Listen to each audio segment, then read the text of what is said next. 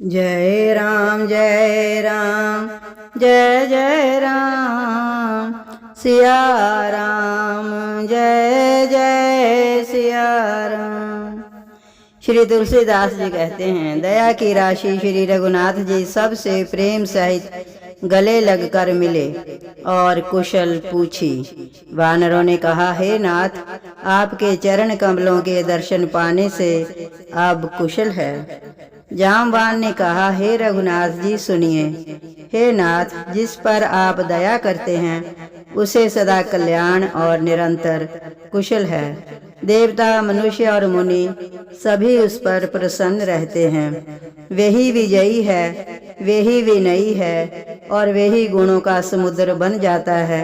उसी का सुंदर यश तीनों लोकों में प्रकाशित होता है। प्रभु की कृपा से सब कार्य हुआ। आज हमारा जन्म सफल हो गया। हे नाथ, पवन पुत्र हनुमान ने जो करनी की उसका 1000 मुखों से भी वर्णन नहीं किया जा सकता। तब जामवान ने हनुमान जी के सुंदर चरित्र कार्य श्री रघुनाथ जी को सुनाए। वे चरित्र सुनने पर कृपा निधि श्री रामचंद्र जी के मन को बहुत ही अच्छे लगे। उन्होंने हर्षित होकर हनुमान जी को फिर हृदय से लगा लिया और कहा, हे तात, कहो सीता किस प्रकार रहती और अपने प्राणों की रक्षा करती हैं। हनुमान जी ने कहा, आपका नाम रात दिन पहरा देने वाला है। आपका ध्यान ही किवाड़ है। नेत्रों को अपने चरणों में लगाए रहती हैं, यही ताला लगा है। फिर प्राण जाएं तो किस मार्ग से। चलते समय उन्होंने मुझे चूड़ामणि उतार कर दी। श्री रघुनाथ जी ने उसे लेकर हृदय से लगा लिया। हनुमान जी ने फिर कहा, हे नाथ, दोनों नेत्रों में जल भरकर जानकी जी ने मुझसे कुछ वचन कहे। छोटे भाई समेत प्रभु के चरण पकड़ना और कहना कि आप दीन बंधु हैं, शरणागत के दुखों को हरने वाले हैं और मैं मन, वचन और कर्म से आपके चरणों की अनुरागिणी हूँ। फिर स्वामी, आपने मुझे किस अपराध से त्याग दिया? हाँ, एक दोष मैं अपना अवश्य मानती हूँ कि आपका वियोग होते ही मेरे प्राण नहीं चले गए। किंतु हे नाथ, ये तो नेत्रों का अपराध है जो प्राणों के निकलने में हठ पूर्वक बाधा देते हैं। विरह अग्नि है, शरीर रुई है और श्वास पवन है। इस प्रकार अग्नि और पवन का संयोग होने से ये शरीर क्षण मात्र में जल सकता है, परंतु नेत्र अपने हित के लिए, प्रभु का स्वरूप देखकर सुखी होने के लिए जल आंसू बरसाते हैं, जिससे विरह की आग से भी देह जलने नहीं पाती। सीता जी की विपत्ति बहुत बड़ी है। हे दीन दयालु, वह बिना कही ही अच्छी है, कहने से आपको बड़ा क्लेश होगा। हे करुणा निधान, उनका एक एक पल कल्प के समान बीतता है। अतः हे प्रभु, तुरंत चलिए और अपनी भुजाओं के बल से दुष्टों के दल को जीत कर सीता जी को ले आइए। सीता जी का दुख सुनकर सुख के धाम प्रभु के कमल नेत्रों में जल भर आया और वे बोले, मान्य वचन और शरीर से जिसे मेरी ही गति है, उसे क्या स्वप्न में भी विपत्ति हो सकती है? हनुमान जी ने कहा, हे प्रभु, विपत्ति तो वही है जब आपका भजन स्मरण ना हो। हे प्रभु, राक्षसों की बात ही कितनी है, आप शत्रु को जीत कर जानकी जी को ले आवेंगे। भगवान कहने लगे, हे हनुमान सुन, तेरे समान मेरा उपकारी देवता, मनुष्य अथवा मुनि कोई भी शरीरधारी नहीं है। मैं तेरा प्रत्युपकार करूं तो क्या करूं, मेरा मन भी तेरे सामने नहीं हो सकता। हे पुत्र सुन, मैंने मन में खूब विचार करके देख लिया कि मैं तुझसे उऋण नहीं हो सकता। देवताओं के रक्षक प्रभु बार बार हनुमान जी को देख रहे हैं। नेत्रों में प्रेमाश्रुओं का जल भरा है और शरीर अत्यंत पुलकित है। प्रभु के वचन सुनकर उनके प्रसन्न मुख तथा पुलकित अंगों को देखकर हनुमान जी हर्षित हो गए और प्रेम में विकल होकर हे भगवान मेरी रक्षा करो कहते हुए श्री राम जी के चरणों में गिर पड़े। प्रभु उनको बार बार उठाना चाहते हैं, परंतु प्रेम में मगन डूबे हुए हनुमान जी को चरणों से उठना सुहाता नहीं। प्रभु का कर कमल हनुमान जी के सिर पर है।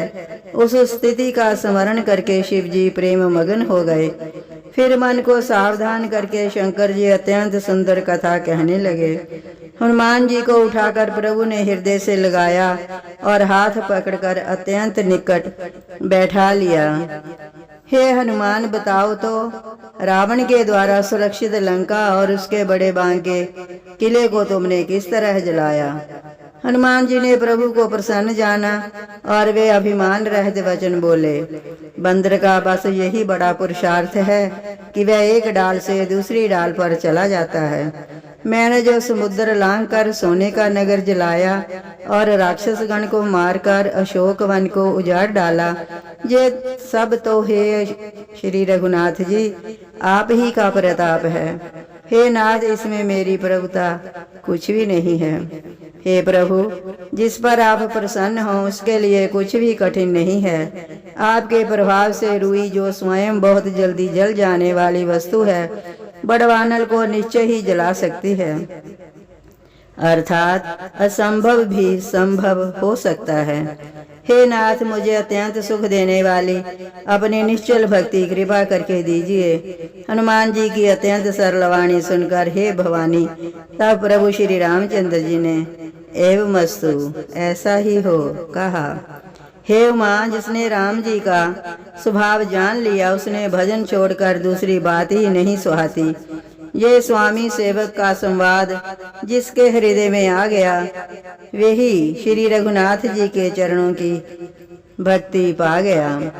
प्रभु के वचन सुनकर वानरगण कहने लगे, कृपालु आनंद कंद श्री राम जी की जय हो, जय हो, जय हो।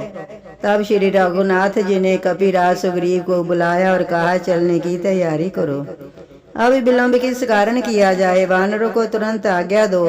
भगवान की ये लीला रावण वध की तैयारी देखकर बहुत से फूल बरसाकर और हर्षित होकर देवता आकाश से अपने अपने लोक को चले।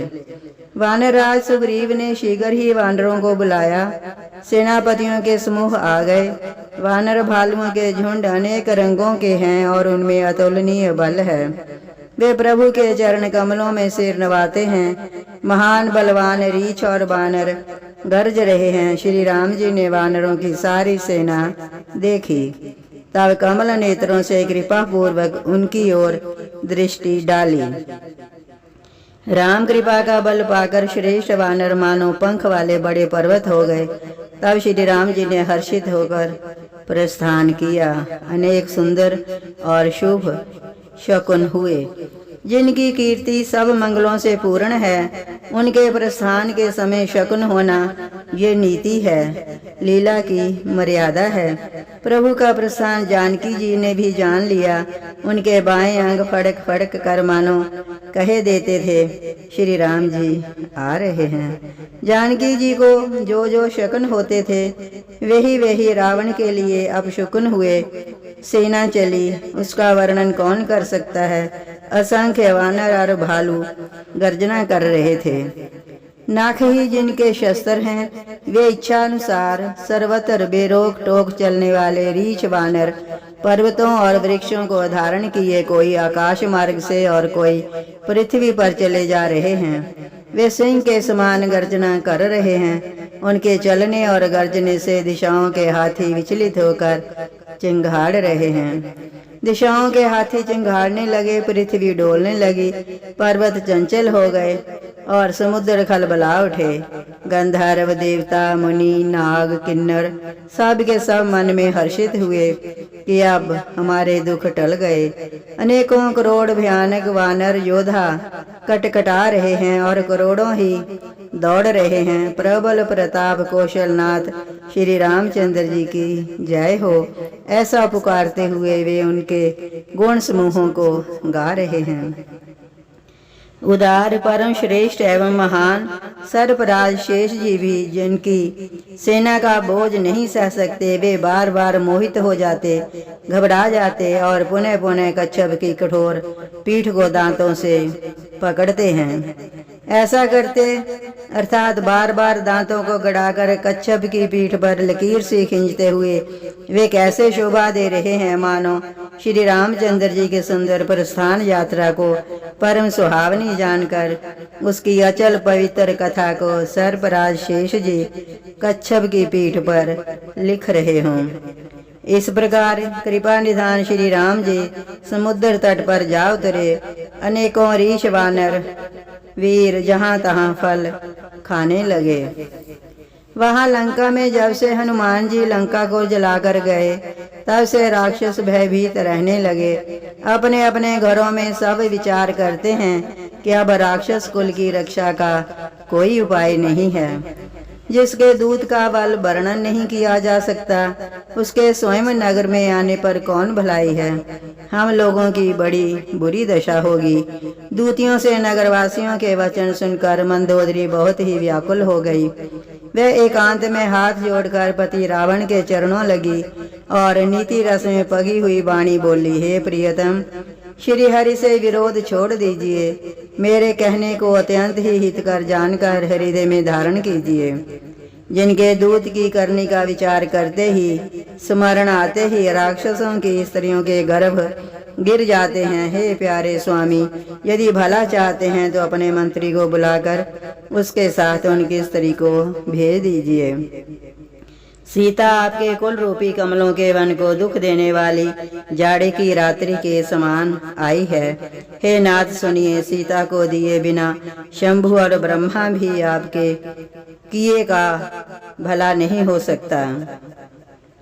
श्री राम जी के बाण सर्पों के समूह के समान हैं और राक्षसों के समूह मेढक के समान। जब तक वे इन्हें ग्रस नहीं लेते, निगल नहीं जाते, तब तक हठ छोड़कर उपाय कर लीजिए। जय राम जय राम, जय जय राम, सिया राम जय जय